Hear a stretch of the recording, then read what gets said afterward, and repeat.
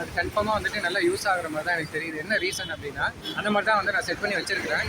அது என்ன வச்சிருக்கேன்னு தெரியுமா? இதுதான் வச்சிருக்கேன்.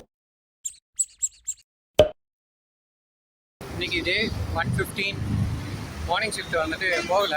ஸோ இப்போ வந்துட்டு ஈவினிங் ஷிஃப்ட் போயிட்டு 7 to 10 வச்சேன். ப்ளஸ் எக்ஸ்ட்ரா ஆர்டர்ஸ் தேவைப்பட்டதுனால 10 to 11 வந்துட்டு புக் பண்ணிவிட்டு அதையும் கம்ப்ளீட் பண்ணிட்டேன். இந்த நேற்று சொல்லியிருந்தேன்ல அந்த ஸ்ட்ராட்டஜி, அது கன்ஃபார்மாக வந்துட்டு நல்லா யூஸ் ஆகுற மாதிரி தான் எனக்கு தெரியுது. என்ன ரீசன் அப்படின்னா, நேற்று ஒரு ஆள் வந்து ஆர்டர் கொடுத்தாங்க. நிறைய பேர் வந்துட்டு ஆக்சுவலாக படிக்கிறாங்க.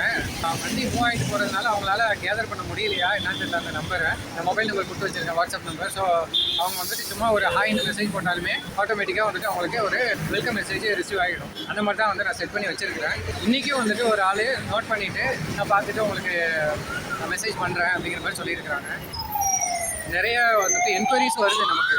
பட் ஆர்டர்ஸ் வந்துட்டு அது கன்வெர்ட் ஆகிறது தான் நம்ம அடுத்த முயற்சியில் ஏதாவது பண்ணணும். நம்ம என்னென்ன ஒர்க்கு பண்ணிகிட்டு இருக்கோம் அந்த கஸ்டமைஸ் கிஃப்ட்டில் அப்படின்ட்டு செக் பண்ணக்குள்ள அவங்களுக்கு தெரியாதுல்ல. ஸோ அதெல்லாம் வந்துட்டு ஒன் பை ஒன்று அவங்களுக்கும் தெரியப்படுத்தணும். அது பண்ணாவே எனக்கு தெரிஞ்சு ஆர்டர்ஸ்லாம் வர ஆரம்பிக்கும்னு நினைக்கிறேன். நேற்று அவர் வந்துட்டு ஆல்மோஸ்ட் கன்ஃபார்ம் பண்ணிட்டாங்க. டிசைன் பண்ணிவிட்டு அவங்களுக்கு சென்ட் பண்ணிவிட்டேன். அவரும் வந்துட்டு வேறு கொஞ்சம் சேஞ்சஸ்லாம் சொல்லியிருக்காங்க. அதையும் வந்துட்டு இப்போ போய் டிசைன் பண்ணி அதையும் சென்ட் பண்ணிவிட்டு மோஸ்ட்லி இன்றைக்கி நைட்டே ஆர் நாளைக்கு மார்னிங் வந்துட்டு அவங்க கன்ஃபார்ம் பண்ணிவிடுவாங்க. ஸோ கன்ஃபார்ம் பண்ணிட்டாங்கன்னா ஃபர்ஸ்ட் கஸ்டமர் அவர் தான் சென்னையில். ஓகே, கொஞ்சம் எக்ஸாக்ட் தான் அது.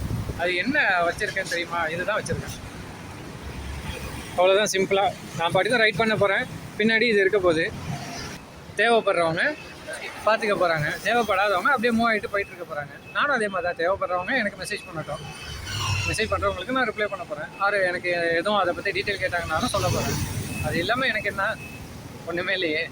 ஓகே, எனிவே இன்னைக்குள்ள ஷிஃப்ட் கம்ப்ளீட் ஆகிடுச்சு. நாளைக்கு பார்ப்போம். See you.